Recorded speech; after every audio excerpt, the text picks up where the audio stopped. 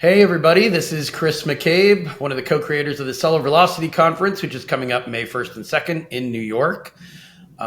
So some of you already have tickets for that. Great, we'll see you there. Others are listening and maybe looking to see who we're going to have there and the types of topics we're going to be covering during the conference this year. This is our 6th conference. One of our illustrious sponsors is Scale Wave. Noemi Bolajan is with us. Thank God I got your name right. And I've talked to you numerous times, especially over the last couple of years, about events and conferences, about brand owner pain points, about trends you're seeing, things you're working on with your clients, probably Q&A you do with prospective clients, and you always have such great insights. I love these conversations we have in any context. And I know as an agency owner, you're getting questions from a lot of brands, not just, complaints about their pain points. Every year that happens, fees go up, ASINs get taken down. I mean, there's lots of different brand pain points, but we've talked a lot about the kind of shiny objects that certain people are dangling in front of them. Run after this, run after that. Maybe some of the new innovations in AI would be an example, but I kind of wanted to hear what your thoughts were and what your examples were as an agency owner in 2024. Sure. Thank you so much. That's a great question. And by the way, I do think that, yes, as we were talking about, there are too many shiny objects right now that everyone, it's just taking and they're fighting for your attention. And we should be paying attention to it, but not our full focus. So based on that, I think that one of the things that most of the time I see sellers doing, they're not focusing on the basics. They are focusing on the last shiny object. So we're saying AI. Okay, how can I use AI in my business? Which is great to look into and see, maybe plan for the next quarter or so on. But if it's going to take up your full focus, then it means that you're not any more efficient. So one of the tips that I would give sellers is focusing on one thing at a time, one product, one strategy, and give it at least 1 month or 30 days of trial, because otherwise what's going to happen if you're not going to focus on the one product, on the one thing, the strategy, either it's profitability, either it's scaling, and give it enough time, it's going to be all those new things, shiny object that is, maybe I didn't use AI, maybe I should have used AI. Oh, maybe I didn't use, ChatGPT for generating new keywords for my product, So that is something that I'm seeing most of the time happening, is all the shiny objects are going to steal the focus from the most important thing, which is from A to B. Can I really achieve my goal of either scaling the product, either increasing my profitability? And if it's not happening, that is why. It's not because the latest tool that you did not apply. It's not because search query performance report, you didn't try those. It's not because you didn't do XYZ, what is coming out, but really you've lost focus. Second thing, the fundamentals. Yeah, the fundamental. Second thing is also, it has to do with fundamentals. So search term reports. Most people are not looking at the data that they are actually paying for, Again, super boring topic, search term reports, but actually what search term reports are, the data that you're paying for, right? Also, I think a month ago, Amazon also released on the product level, you can see the keywords that you're actually, the search terms that people are buying your product with, if you are going to target product targeting, right? So again, really important, insightful information that the latest shiny object is not going to help with, right? So that's what I'm seeing on my end. And then the third thing really, and again here, one of the questions is like, what should I do? Well, double down on something that it works, because most of the time what's happening is like, I tried this for 1 month and then it's not working exactly as I was wanted, and then or it's working, and it's like they're not doubling down on something that already works well, rather than losing focus, So changing their decisions, changing their mind too many times. And I mean, the best example I can think of is the AI stuff, because I think people are petrified of falling behind competition. Right. And they have this idea in their heads, whether or not there's data to support it, that somebody else is using AI better than I am, and somebody else is optimizing their listings using AI, and I need to do that better. And why am I not, doing it better right away? And maybe they just start going off in all these different directions. Aside from AI, I mean, is it their ad spend or PPC? I mean, what are the other areas where you think people are either changing their strategies too many times or not formulating a solid strategy before they even start? I believe one of the things that people again don't really understand, or brand owners, is how much it takes to really be successful for one product. Because most of the time it's like, I have 20 SKUs, I want to advertise them all. It's like, Right. do you have budget for advertising 20 SKUs? Because then we can create a strategy for it. But if you don't, and if you want to allocate the same amount of budget or maybe just double the budget, it's not Mm-hmm. going to work. So that is one of the things. Second, trying out all the ad types at the same time and not focusing the ones that is ranking basically your product, which is sponsored product targets, right? So that is really Yeah. important. What else? So you were mentioning about, honestly, I do see that missing out, the FOMO, that's still like the basics of everything what is happening and all the questions, because people are Right. just, okay, like, I have all these products, I want to advertise them all, but you don't have budget for it, or you have budget but you're not allocating well the budget, or you're not finding the product that actually is the most profitable. One more that is coming right now to my mind is not understanding strategies. Either is profitability, either scaling, because Mm-hmm. whenever it comes to really seeing results, is you either decrease spend and still retain the same amount of revenue, or increase revenue while you're also increasing ad spend. Again, stupid simple, it's the basics, Right. but most people, even advanced sellers, they don't get it.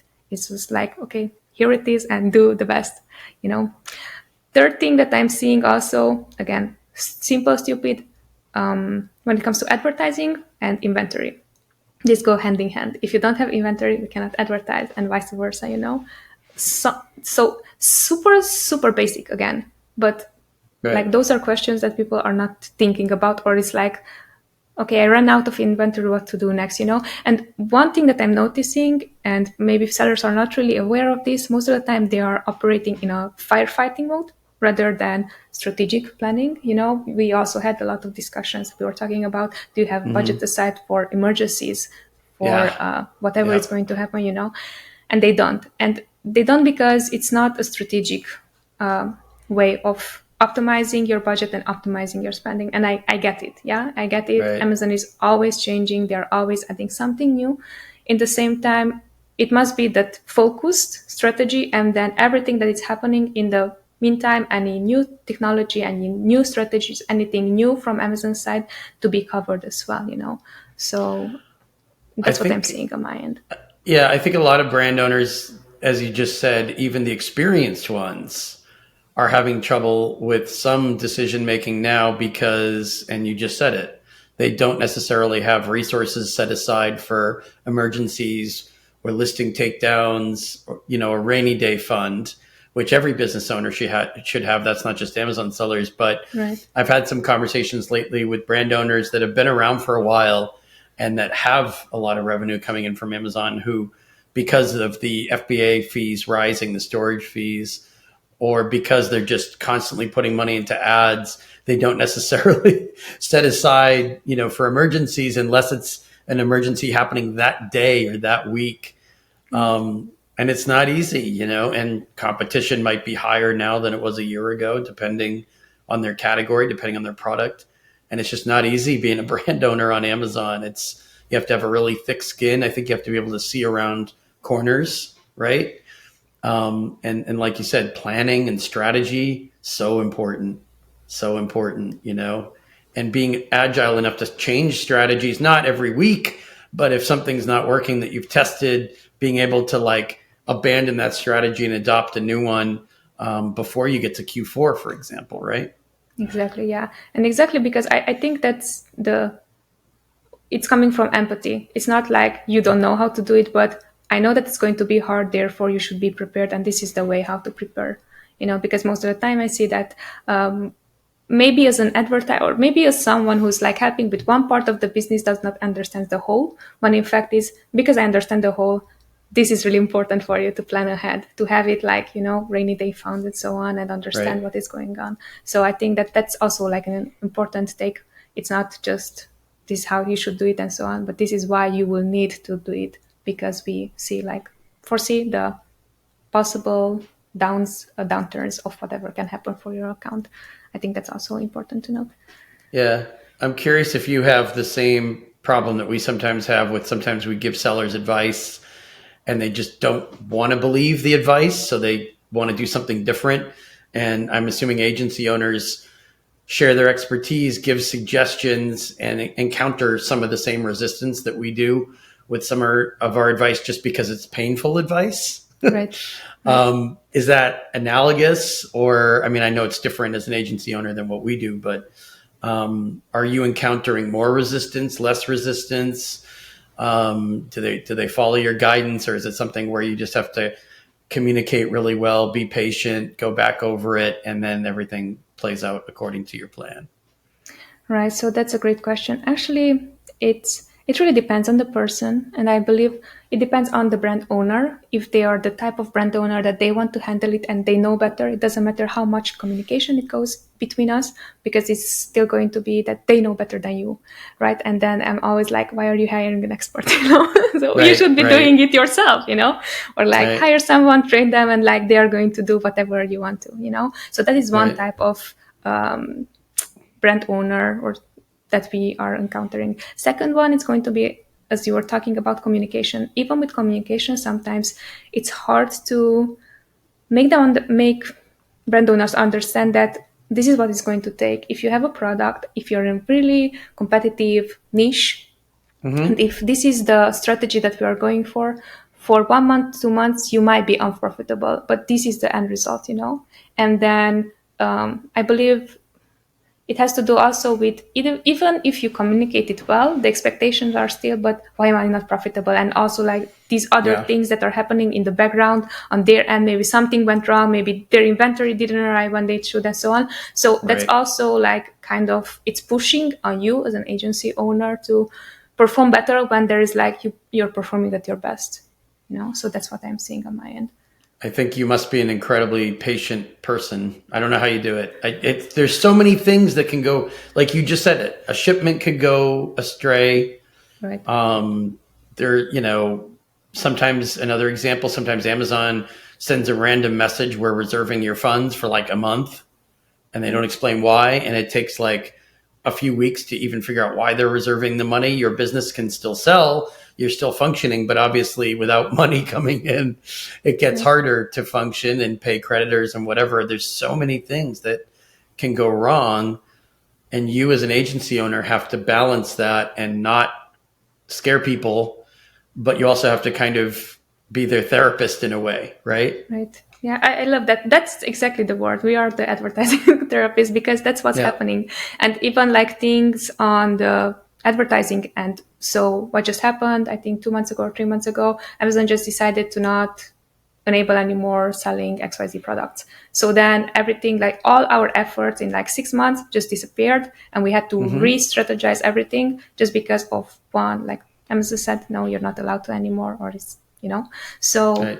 based on that, I also believe that it's an ever evolving strategy. While it's the same thing that we are going to increase or decrease spend, it's still like you have to be flexible. I think that is one major takeaway, from that. Yeah. Any other trends you've seen? I mean, I know we were going to share a sort of a success story that you had. We can talk about that now, but any other questions that people are asking you repeatedly over and over that you think will be coming up when we do our Seller Velocity conference? Sure. Um,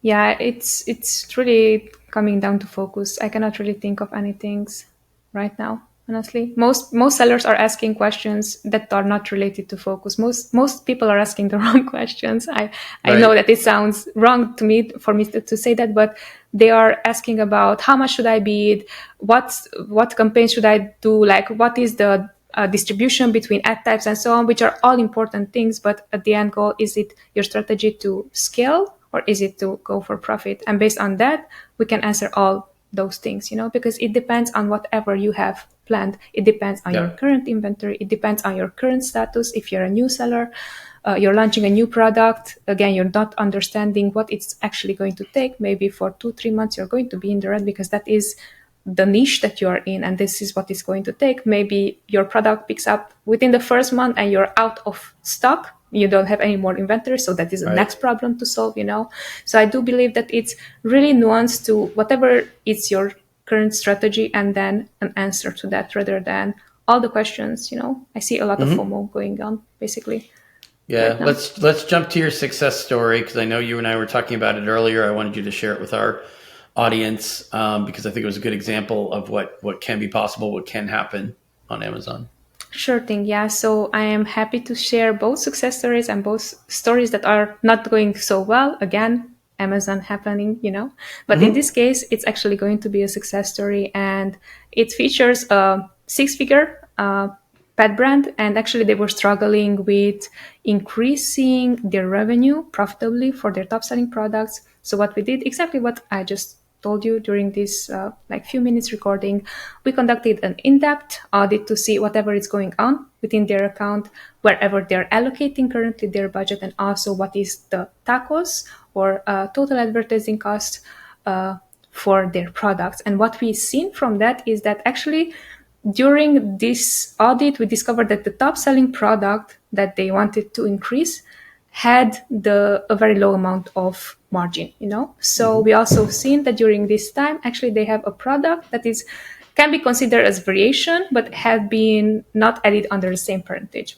Okay. Right? But also it had also fewer reviews. So based on this, we said, okay, this is a good product. We should be actually combining the two products in one parentage, also assign more budget to this new product because it also had higher profit margins.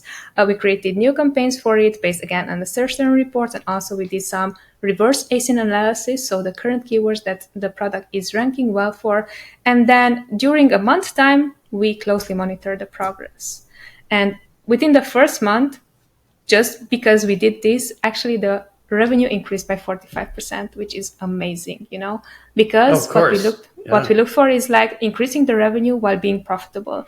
The second month though, we seen, okay, this works. What else could we bring in? So we increased the price point of the product, I think by $2 or $3, something like that, or $4 maximum. And then what we ended up, we created an additional 10% revenue just because of that, So super important. Yeah, super important note. And like takeaway here, while we did this, we also increased, almost doubled the ad spend.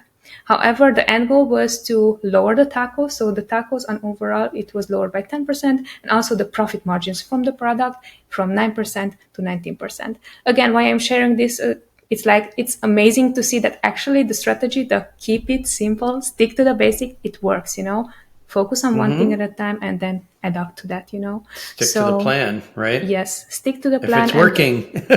If it's working, and don't get distracted because, during the first week, actually, the tacos went up super high and it's like, oh my gosh, what's happening? And if you would have reacted to that, if you're not looking, hey, my plan is to increase the revenue and it's going to work, and then I'm optimizing along the time, you would have lost momentum, and therefore you would have ended up spending a lot of money, and then it's the agency's fault because they don't know what they do, but you gave it only a 1 week, so that's like, I think I love to share these kind of stories because it's ending up, you're also like, whenever you're helping your sellers, this is what we should be doing. And I know that it's painful, but you have to wait. And once that they waited enough time, look, your account is unsuspended. Like how amazing that is, so I love these type of things. I love it. Stick to the plan.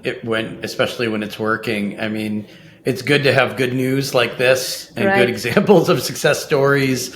Our success stories, of course, we talk about like successfully getting people reinstated from an ASIN suspension or an account suspension, but even the happy part is based in a negative beginning. So it's great to hear like you're working with some people who get through maybe a painful initial period where they want results right away. Maybe it's not the type of thing where you can get results right away, but by staying the course, it proves to be a worthy strategy, and they reap the benefits once it pays off. So that's great to hear. And again, speaking with Noemi Bolajan of ScaleWave, thanks again for sponsoring Seller Velocity. We appreciate your support, of course. We'll give everyone the means to get in touch with you if they have questions or want to go over some of what we've talked about today, or really anything. tied to managing a brand on the agency level. So appreciate your time again today. And everyone, again, I know some of you are already ticket holders for Seller Velocity. We'll see you in New York, May 1st and 2nd. For those of you who are on the fence or not sure you want to travel to New York, if you're from outside the area, definitely think it over and let us know if you have any questions, because we have great sponsors, great speakers, and overall great content for anyone who's interested in high-level strategy, which I'm pretty sure you and I can agree, Noemi, you really need high-level strategy, whether you're a new brand or an old brand, whether you're a big one or a small one. I think now we're kind of all thrown into the same bucket of, you need to do certain fundamentals in order to succeed. So definitely. Thank you so much for having me on. It was an absolute pleasure, as always. Thanks so much for sharing your insights. I'll talk to you soon. Take care. Bye.